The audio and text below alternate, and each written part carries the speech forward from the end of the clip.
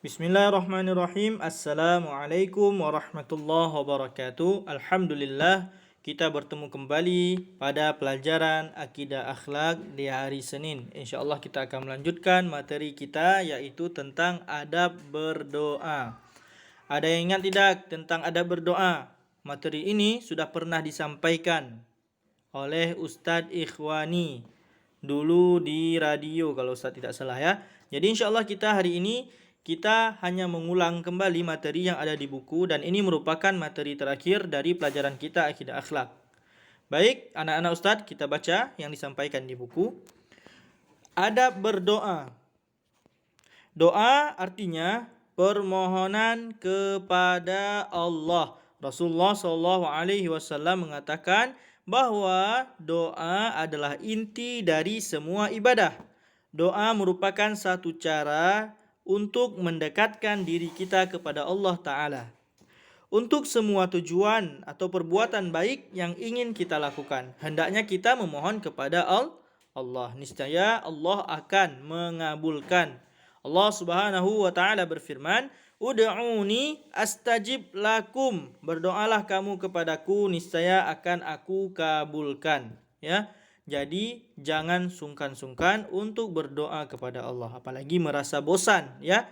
Karena Allah perintahkan kita, ud'uni, berdoalah kepadaku, niscaya aku akan kabulkan. Apapun itu kita minta kepada Allah. Setiap doa yang kita panjatkan harus diikuti sikap rendah hati dan penuh harap kepadanya, serta dengan merendahkan suara, karena kita sedang berdoa kepada Allah yang Maha Mendengar dan sangat dekat dengan kita. Dengan menjaga adab-adab dalam berdoa seperti itu, maka kita berharap doa kita akan dikabulkan oleh Allah Ta'ala. Allah Subhanahu wa Ta'ala juga berfirman, Ud'u rabbakum tadarru'an wa khufyah. Berdoalah kepada Rabbmu dengan rendah hati dan suara yang lembut.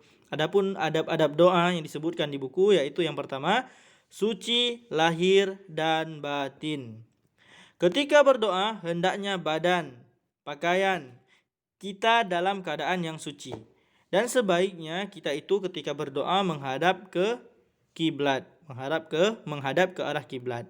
Berdoa, ini yang paling penting, haruslah dengan ikhlas, rendah hati, dan yakin bahwa Allah akan mengabulkan ya. Jadi catatannya anak-anak Ustaz semuanya, doa ini tadi di awal dikatakan adalah sebuah ibadah.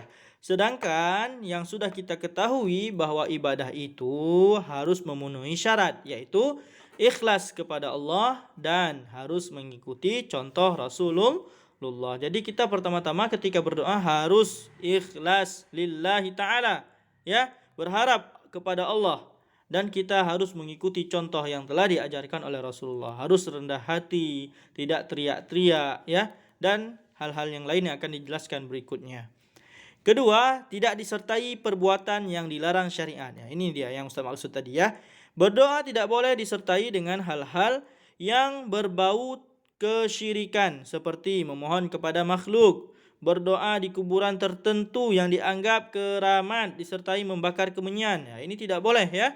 Juga tidak boleh disertai dengan perbuatan yang dilarang oleh syariat, seperti mendoakan keburukan untuk sesama muslim.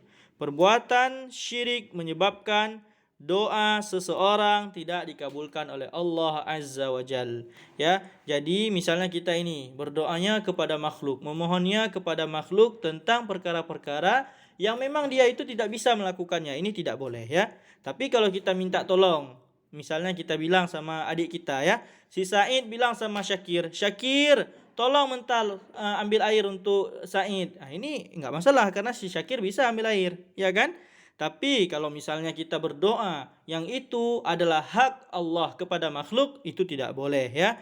Berdoa di kuburan tertentu yang dikeramatkan ya, dengan keyakinan bahwa orang yang ada di dalam kubur itu bisa mengabulkan doa, ini tidak boleh ya. Ini bentuk-bentuk daripada kesyirikan. Karena yang dikubur itulah yang butuh doa kita ya. Kita doakan, ya Allah, ampunilah orang tua saya yang sudah tiada, ampunilah kakek saya. Nah, kitalah yang hidup yang mendoakan kepada orang-orang yang sudah meninggal. Kemudian yang ketiga, membaca doa yang ma'tsur. sebaiknya kita berdoa dengan bacaan yang dicontohkan di dalam Al-Quran dan hadis Rasul Shallallahu Alaihi Wasallam, karena doa dari kedua sumber tersebut lengkap dan banyak. Selain itu, doa kita hendaknya berisi kebaikan untuk diri sendiri maupun untuk orang lain. Jadi, bagaimana kita berdoa? Ya, kita bacalah doa-doa yang telah diajarkan di dalam Al-Quran. Seperti apa? Seperti doa yang ada di dalam surah Al-Baqarah. Rabbana atina fid dunya hasanah wa fil akhirati hasanah wa qina adzabannar. Juga doa-doa yang lain yang banyak di dalam Al-Qur'an dan di dalam hadis-hadis Rasul sallallahu alaihi wasallam. Seperti doa yang kemarin yang kita telah hafal, Allahumma inni ala dzikrika wa syukrika wa husni ibadatik, dan doa-doa yang lainnya ya. Kemudian 4, diawali dan diakhiri dengan cara yang baik. Ya, kita ketika berdoa hendaknya diawali dengan memuji Allah, memuji nama dan sifat Allah, lalu berselawat kepada Rasul sallallahu alaihi wasallam. Adapun setelah selesai berdoa, hendaknya kita tutup dengan selawat dan membaca hamdalah. Kemudian selanjutnya kita berikhtiar. Kita sangat dianjurkan untuk berdoa pada waktu-waktu yang mustajab.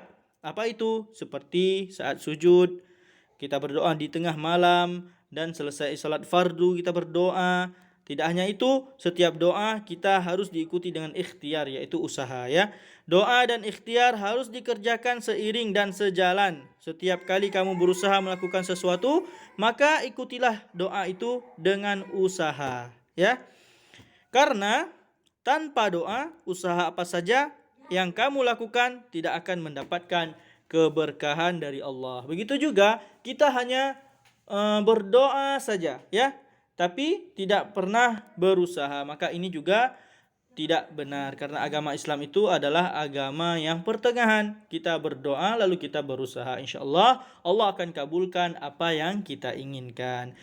Syukran atas semua perhatiannya. Jazakumullah khairan. Sekian materi kita pada pagi hari ini di pelajaran Akidah Akhlak. Silahkan, di sini ada beberapa evaluasi yang harus kalian kerjakan. Silahkan dikerjakan. Insyaallah pada minggu yang akan datang, Senin yang akan datang, kita akan melakukan evaluasi semester pertama. Barakallahu fikum. Wassalamualaikum warahmatullahi wabarakatuh.